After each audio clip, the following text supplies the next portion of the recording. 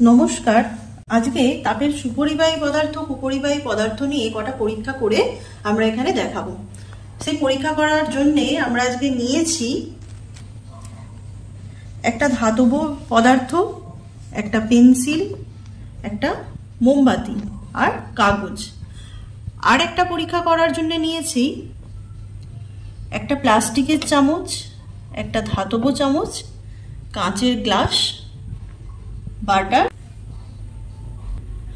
পরীক্ষাটি করার জন্যে এই যে ধাতুর একটা পদার্থ নিয়ে নিয়েছি, আর নিয়েছি একটি কাঠের তৈরি পেন্সিল, একটা মোমবাতি জ্বালিয়ে নিয়েছি, আর নিয়েছি কয়েক টুকরো কাগজ। এবারে পাতলা কাগজের টুকরো আমি ধাতব পদার্থটির ওপর জড়িয়ে নেব, আর এই কাঠ দিয়ে তৈরি পেন্সিলের ওপর জড়িয়ে নেব, নিয়ে মোমবাতির শিখায় ধরবো, দেখব কি হয়। এর ওপর একটা পাতলা কাগজ জড়িয়ে নিলাম। একইভাবে দেখতে পাচ্ছ পেন্সিলের ওপরও একটা পাতলা কাগজ জড়িয়ে নিয়েছি। এইবারে একবার পেন্সিলটিকে মোমবাতির শিখার ওপরে ধরবো, আর একবার ধাতুর দণ্ডের ওপর জড়ানো কাগজটিকে মোমবাতির শিখার ওপরে ধরবো। এবার পেন্সিলের ওপর জড়ানো কাগজটিকে মোমবাতির শিখার উপর ধরলাম। দেখতে পাচ্ছ কাগজটা কত সহজেই পুড়ে গেল।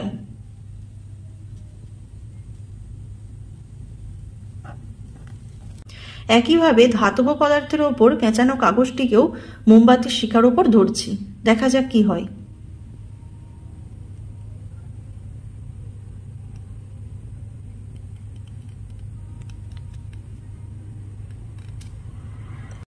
এখানে তোমরা কি দেখতে পেলে, যে যখন কাগজটি পেন্সিলের ওপর জড়ানো ছিল সেটা মোমবাতির শিখার ওপর ধরার সঙ্গে সঙ্গে পুড়ে গেল, কিন্তু যখন আমি সেই একই কাগজ ধাতব পদার্থের ওপর জড়িয়ে মোমবাতির শিখায় ধরলাম জ্বলন্ত শিখার ওপর, সেক্ষেত্রে কিন্তু কাগজটা সহজে পুড়লো না। দেখো, এটা যেহেতু কাঠের জিনিস, এর ওপর জড়ানো কাগজটি দেখতে পাচ্ছ তোমরা সহজেই পুড়ে গেছে জ্বলন্ত মোমবাতির শিখার ধরার ফলে। আর এটা যেহেতু ধাতব পদার্থ ছিল, তার উপর জড়ানো কাগজটি কিন্তু সহজে পড়েনি। যেহেতু এটা ধাতব পদার্থ, এটা হচ্ছে তাপের সুপরিবাহী, তাই জ্বলন্ত মোমবাতির শিখা থেকে কাগজটি যা তাপ পেয়েছে সেটা ধাতব পরিবাহী তার দূরের প্রান্তে পাঠিয়ে দিয়েছে, তাই এই জায়গাটা সহজে গরম হয়নি, তাই কিন্তু কাগজটা সহজে পুড়ে গেল না।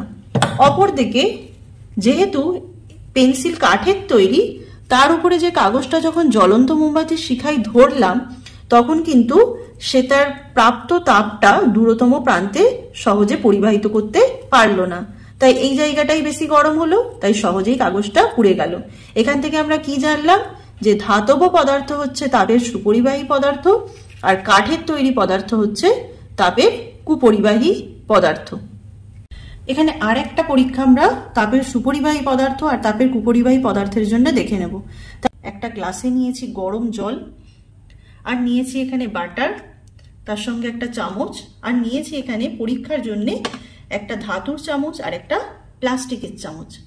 এবারে আমি একটু বাটার এই চামচের সাহায্যে তুলে নিয়ে একটু ধাতব চামচে নিয়ে নিলাম। একইভাবে আরেকটু বাটার প্লাস্টিকের চামচে নিয়ে এবার ধাতব চামচে তো নেওয়া বাটারটা আমি কাঁচের গ্লাসে রেখে দিলাম। একইভাবে প্লাস্টিকের চামচে দেয়া বাটারটা কাঁচের গ্লাসে রেখে দিলাম। ভালো করে লক্ষ্য করলে দেখতে পাবে যে ধাতব চামচে নেওয়া বাটারটার গলন শুরু হয়ে গেছে, কিন্তু প্লাস্টিকের চামচে নেওয়া বাটারটা তখনও একই আছে। আরও কিছুক্ষণ পরে আমরা দেখে নেব।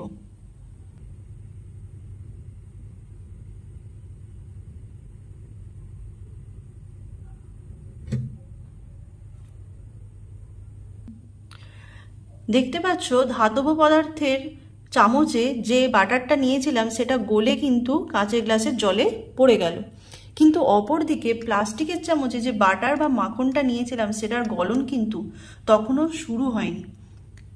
ভালো করে দেখে নাও তোমরা পরীক্ষাটা, এটা পুরো গলে একদম নিচে পড়তে শুরু করেছে, এটার গলন কিন্তু তখনও পর্যন্ত শুরু হয়নি। আর দেখো প্লাস্টিকের চামচের মাখনটার গলন কিন্তু তখনও প্রায় শুরুই হয়নি, কারণ এটা কি তাপের কুপরিবাহী পদার্থ, তাই তাপ প্লাস্টিকের চামচের এক প্রান্ত থেকে অন্য প্রান্তে সহজে পরিবাহিত হতে পারেনি পরিবহন পদ্ধতিতে, তাই বাটারটা গরম হয়নি, তাই এটার গলন প্রক্রিয়া শুরু হয়নি।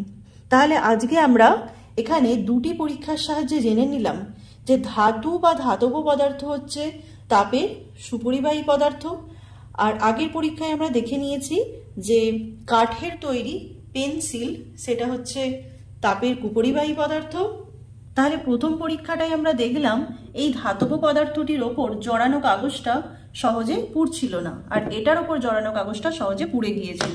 তাহলে এটা হচ্ছে তাপের সুপরিবাহী পদার্থ, তাই তাপ সহজেই এর এক প্রান্ত থেকে অন্য প্রান্তে পরিবহন পদ্ধতিতে প্রবাহিত হওয়ার জন্যে কাগজটা খুব একটা গরম হতে পারেনি। আর এটা যেহেতু তাপের কুপরিবাহী পদার্থ ছিল, তাই এর এক প্রান্ত থেকে অন্য প্রান্তে তাপ প্রবাহিত হতে পারেনি, তাই কাগজটা বেশি গরম হয়ে গিয়েছিল, তাই কাগজটা পুড়ে গিয়েছিল। তাহলে এটা হচ্ছে তাপের সুপরিবাহী পদার্থ, আর এটা হচ্ছে তাপের কুপরিবাহী পদার্থ। একইভাবে দ্বিতীয় পরীক্ষাতে আমরা দেখে নেব যে যেহেতু এই চামচটি ধাতব পদার্থ দিয়ে তৈরি, এর মাখনটা সহজেই গলে গেছে গরম জলে দেওয়ার ফলে, আর এটা যেহেতু প্লাস্টিকের তৈরি, এতে দেয়া মাখনটার গলন এখনো সেভাবে শুরু হয়নি। তাহলে এটা কি পদার্থ? তাপের সুপরিবাহী পদার্থ, আর প্লাস্টিক হচ্ছে তাপের কুপরিবাহী পদার্থ। আর আমাদের পরীক্ষাগুলো যদি ভালো লেগে থাকে, আরও এইরকম অনেক পরীক্ষা দেখার জন্য অবশ্যই আমাদের চ্যানেলটিকে সাবস্ক্রাইব করে আমাদের পাশে থাকবেন। ধন্যবাদ।